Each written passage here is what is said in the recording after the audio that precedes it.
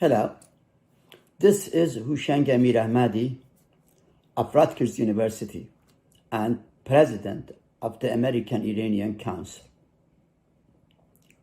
In this video, I will continue to discuss US-Iran relations, but this time focusing on a speech Foreign Minister Javad Zarif of the Islamic Republic presented at the UN Security Council, of course, remotely.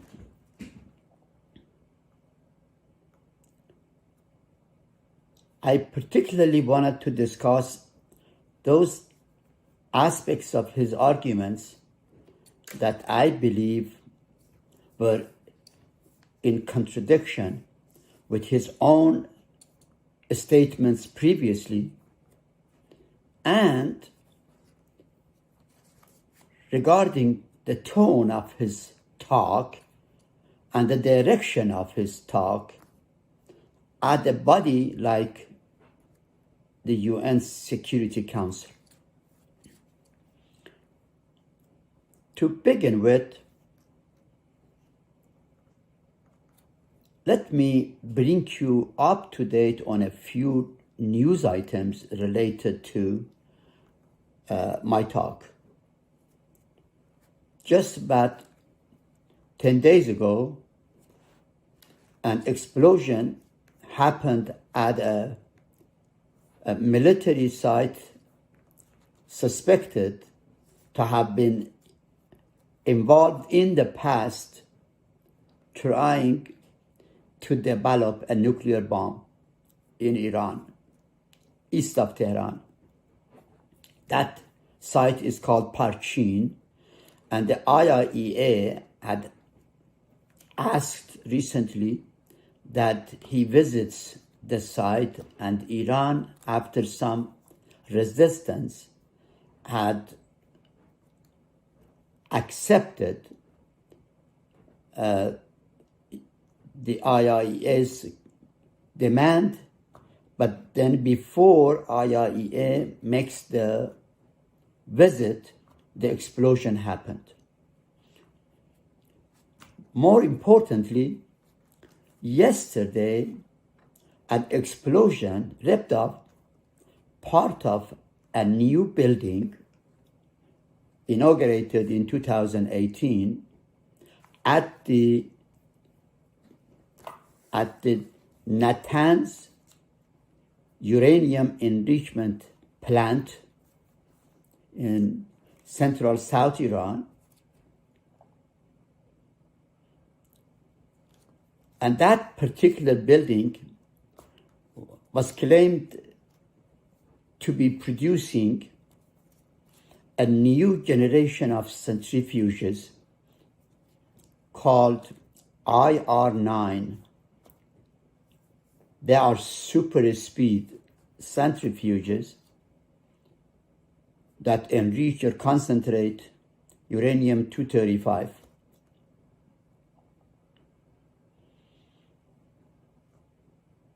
That particular plant, that particular building of that plant has been partly now destroyed by an explosion. The government has not called it a sabotage, but an accident. But a group that claims to be against the government, composed, of course, and then composed of certain military and security forces, that group has claimed that it has done the job. It is, I believe, is a bluff by an existing group that we know has in the past been trying to sabotage Iran's nuclear facilities and have been very much helping the US, Israel, and others to destroy Iran's nuclear facilities. Regardless of who really did the job, this is a bad news for US-Iran relations, a relation that had already been extremely tenuous, and every day it has moved in the direction of further tension and closing to a serious conflict. Now, Foreign Minister Zarif's speech at the UN Security Council happened between these two explosions. That is important to keep in mind. Now, what is happening at the UN Security Council is this, that back in 2015, Iran signed a nuclear deal with the US, Britain, France, Germany, Russia, and China. As part of that deal, the UN Security Council passed a resolution called 2231 that will lift UN sanctions on Iran, but keep on Iran and embargo on trade by Iran of military hardware or software. It was a military trade embargo.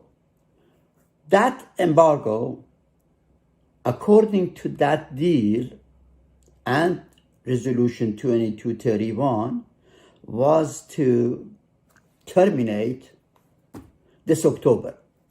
It is planned to terminate. But the US now insists that given Iran's misbehavior in the region and beyond, the embargo needs to stay and become indefinite. European powers, Germany, France, and England, are somehow with the US, except that they don't like the word indefinite, but they wanted to give it a time period. Now, that is what is happening as we speak at the UN Security Council. The Council has 15 members, 5 permanent, US, France, England, and then China and the US. The other 10 members include Germany, Belgium, Grenada, Dominican Republic, I believe, Vietnam, Philippines, if I'm not mistaken, and a few other countries. These are not permanent. They are temporary, and they change every 2 years. But the composition of this council is obviously very much in favor of the United States. Well, the US has submitted a resolution in a way, a proposal to the Security Council for that permanent extension of embargo. And it is obvious that that Britain, France, and the US, of course, are going to vote for it.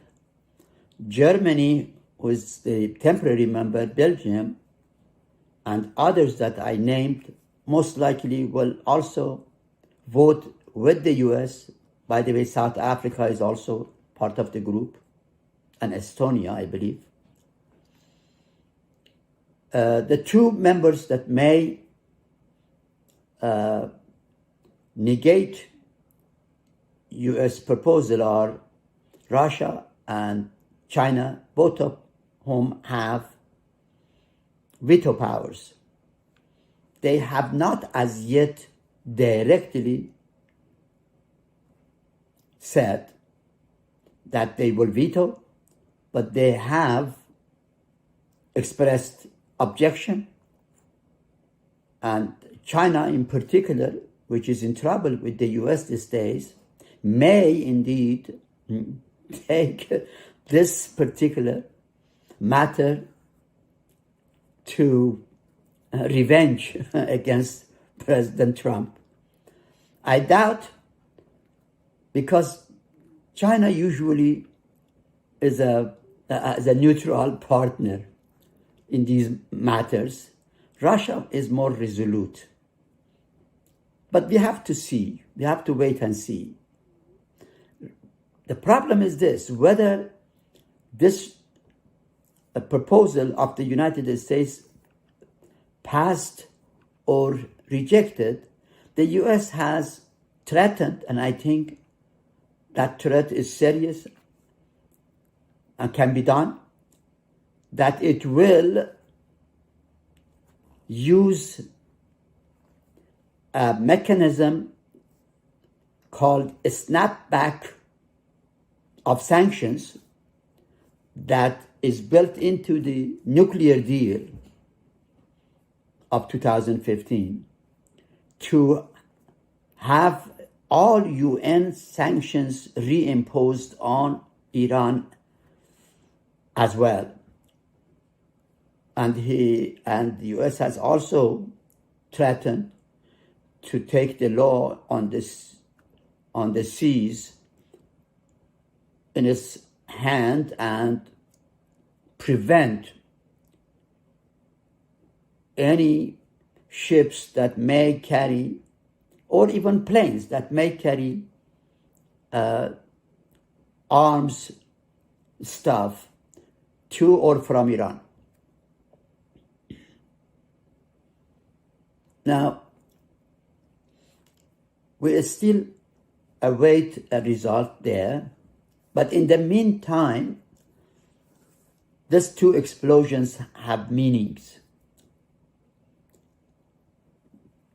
beyond just the simple explosions. They are obviously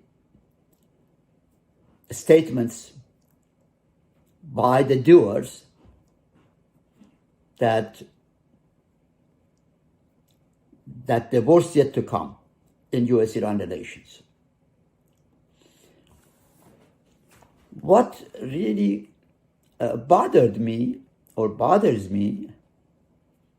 in this struggle between US and Iran is that Iran's foreign minister should present one of the most damaging speech that he could to that UN Security Council body, damaging to Iran, not to US, and damaging to himself, to the person of Javad Zarif, the foreign minister. Let me elaborate. First, Mr. Zarif's speech is about 22 minutes, and I have it here in front of me. I will refer to them at some point. It's called Non-Proliferation, Implementation of Security Council Resolution 2231, 2015. Mr. Zarif starts his speech by Bismillah Rahman Rahim in Arabic. The Persian equivalent of this Bismillah Rahman Rahim is in the name of God, the merciful, the compassionate. Well, that's also, in the name of God, Benam Khuda. Well, the English version, of course, is in the name of God, the merciful, the compassionate. And the speech is in English. Now, I wonder why Mr. Zarif has to speak Arabic at a speech that is presented to non-Arab bodies. And on behalf of the Iranian people who are non-Arab to begin with.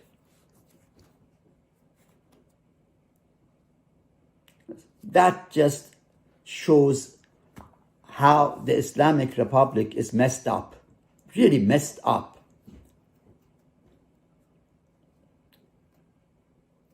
Now, let me explain this further. Mr. Zarif opens his speech by a quote from the late Prime Minister Mohammad Mossadegh, who in this very UN Security Council back in 1951 presented Iran's case against Britain when he and the nation were struggling to nationalize the Iranian oil. He asked the UN Security Council for support. Mr. Mossadegh was overthrown 2 years later, in 1953, by a coup designed by the Britain, assisted by the US. Now, Mr. Zarif, the foreign minister, makes Mossadegh a point of reference here because he just wants to remind that world body that when they became complacent regarding what Mossadegh had requested, he was overthrown. He says, if you are complacent again, similar action could follow. In a way, he basically suggests that the Islamic Republic may be overthrown, which is obviously a stupid way of presenting a case at the UN Security Council by a foreign minister of a country. Beyond that, Mr. Zarif knows that Prime Minister Mossadegh is nobody in the Islamic Republic. Yes, he is an Iranian national hero, but he is not a hero for this regime. Not at all. Not at all. In fact, this regime, an Islamist, is very much against Iranian nationalism that Prime Minister Mossadegh represented. So for Zarif to use Mossadegh in this context is plain, pure hypocrisy. Hypocrisy, period.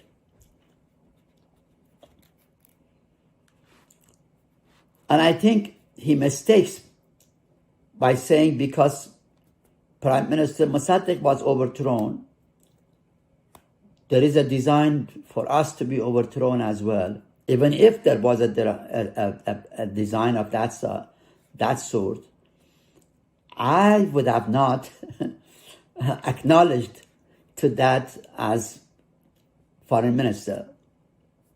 After all, the United States has said over and over that it has no regime change policy, that its policy is maximum pressure to change Iran's behavior on matters of nuclear, missiles, regional ambitions, and so on.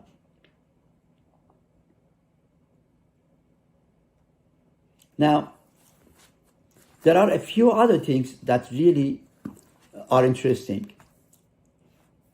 And let me just point to a few. First, Mr. Zarif presents his case to the UN Security Council as if he's presenting his case to a court, to an international court.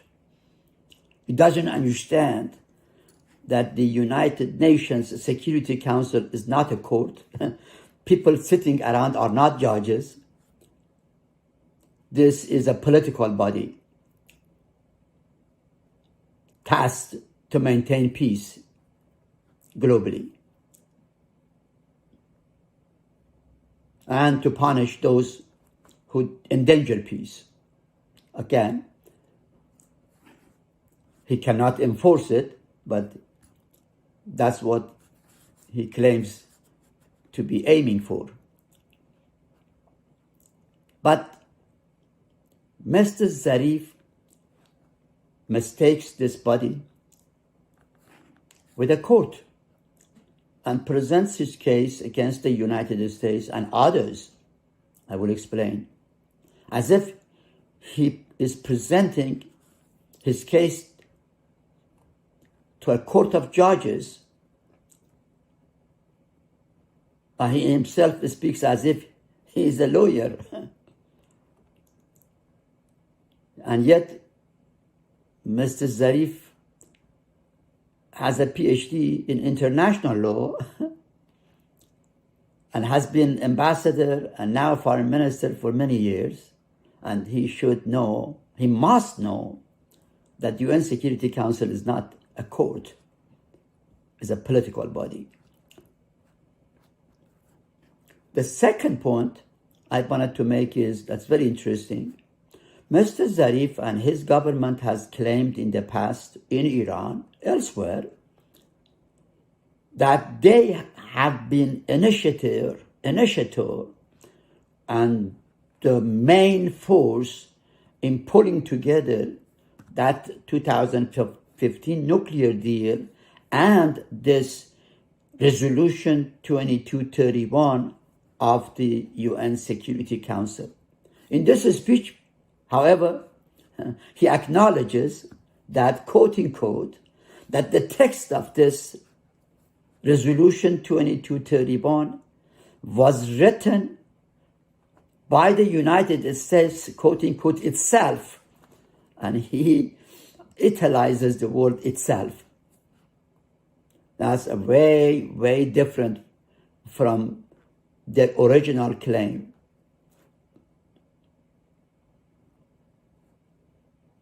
The second issue that I wanted to raise and bring to your attention is that after President Trump left the JCPOA, that nuclear deal, almost a little bit over a year ago, less than 2 years ago,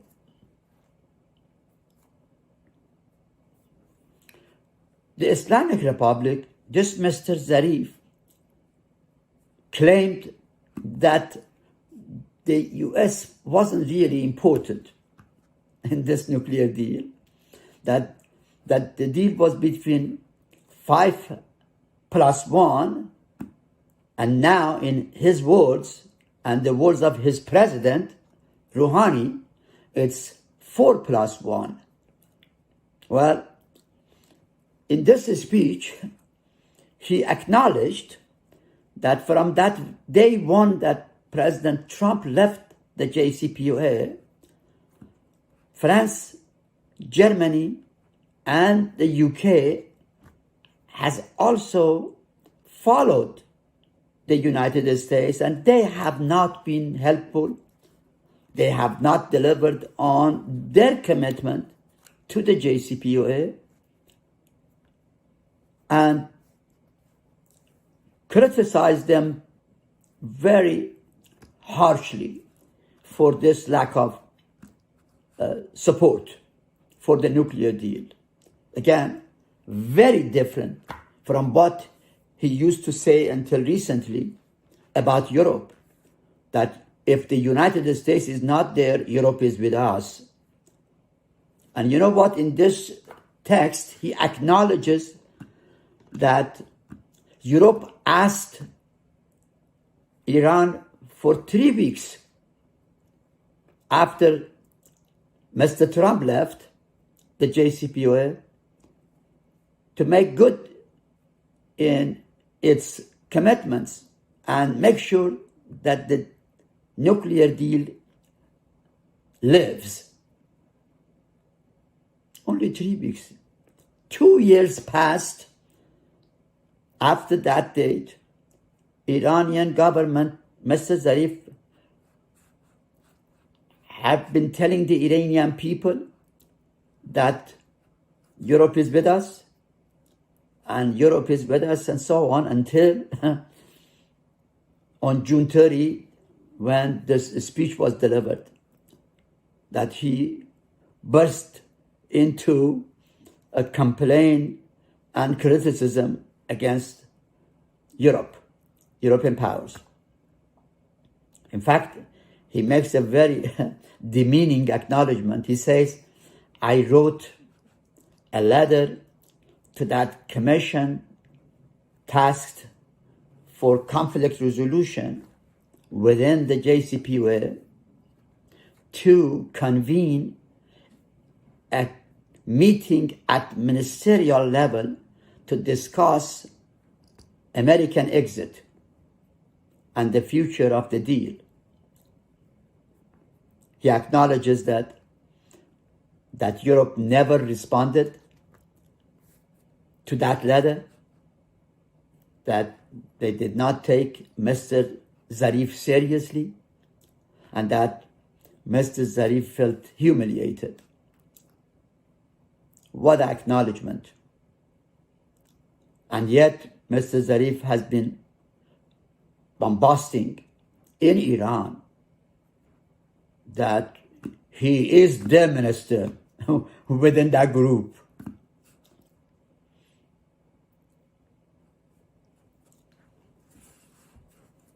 Mr. Zarif also really lies at times in that speech. He says, Mr. Trump left the JCPOA. That is right. But Mr. Trump left the JCPOA a year after he was president. And throughout that year, he asked for tens of times for negotiation with Iran. Iran would say no, no negotiation. That nuclear deal is final, nothing more.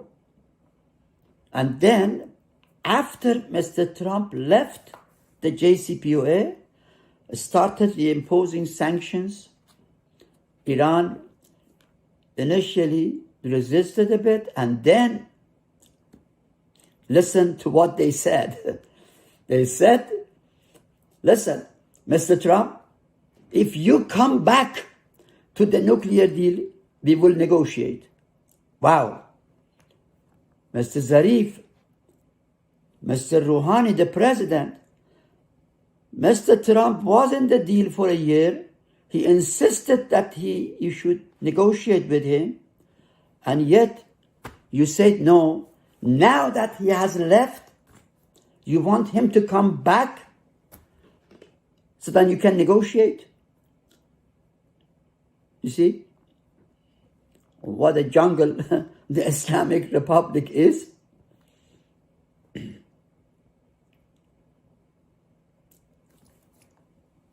Beyond that, after Mr. Trump left the JCPOA, that same day that he announced that exit, he also made an extremely important statement that no previous president of the United States during the life of the Islamic Republic in 40 years has made it. And that statement was this, that the United States, that is Mr. Trump's administration, is prepared to engage in quote-unquote comprehensive negotiations with Iran towards normalization of relations and expansion of economic ties.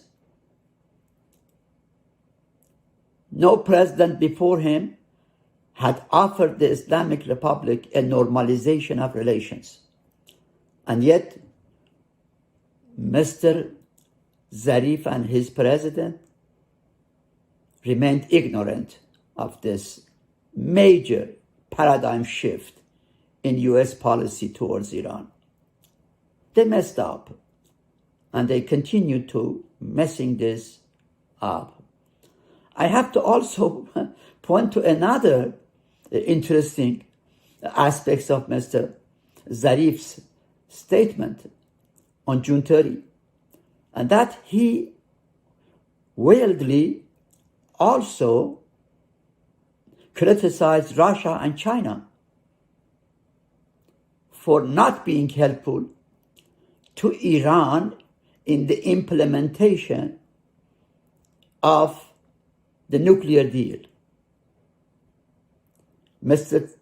Zarif is right on this, except that he's naive in thinking that Russia and China could have helped in the absence of the United States. In fact, China requires permission from the US to import Iran's oil.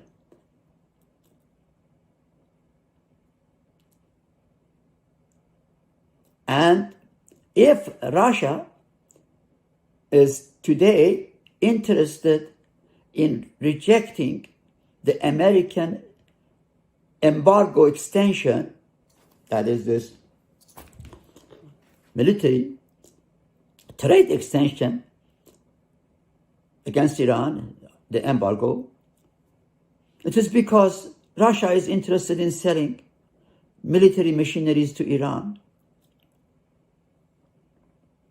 But most likely they will find Russia a country to sell its military machinery that it would have otherwise sold to Iran.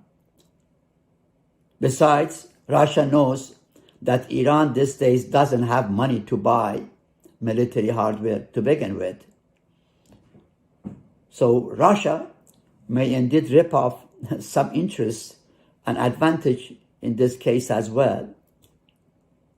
The bottom line, the Islamic Republic really is in trouble. Its foreign policy is walking on its head. It should be turned around, put on its feet. For the Islamic Republic, as presented in this speech as well, vaguely, there are three types of nations in the world relative to the Islamic Republic. Those who are its enemies, like the US and Europe now. Those who are its friends, that are few countries in the region, like Saudi, like Syria. I'm not even sure Assad is even today a friend or Iraq, maybe Venezuela. Very, very few, if any. And then, of course, this third set of countries that are suspected in terms of friendship or animosity. Russia and China are among that group.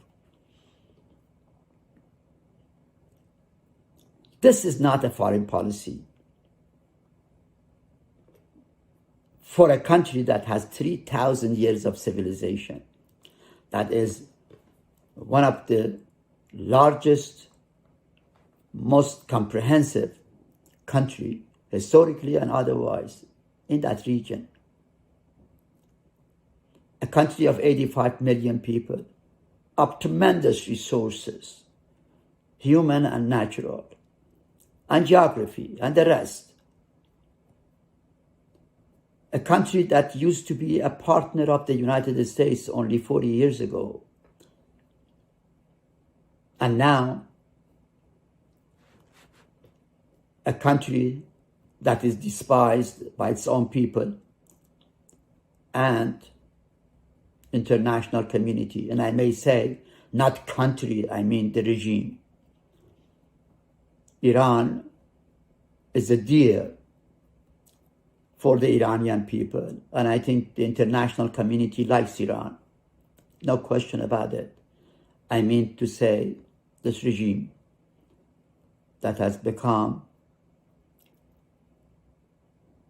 a serious liability for the Iranian people and the community around Iran. They really need to change. I think the time has come for the like of Mr. Zarif leave the government, that a new generation of people would need to take over that country, that they will reestablish a new Iran, an Iran that works for the security and prosperity of its people, its land, and its culture and civilization. A government that is lawful, disciplined, and a friend of international community. Iran should have no enemy. If anybody is Iran's enemy, is that country's problem. Any country, in my view, that is an enemy of Iran is that country's problem. Iran should not have enemy. And that time will come. Let me end by saying, I am critical of the US policy towards Iran. In the previous tapes, in these videos that I have produced and on this very site, I have spoken about them. US's policy towards Iran hasn't been very consistent. It hasn't been very clear-cut, clear. The US has lived with Iran with this regime for 31 years in the state of no war, no peace. I have said that doesn't help anybody, that we need to move that status quo off the table of any future negotiations. Leave war and peace on the table and give Iran a peace plan that it cannot resist, because otherwise the Iranian people will come to the streets and overthrow the regime.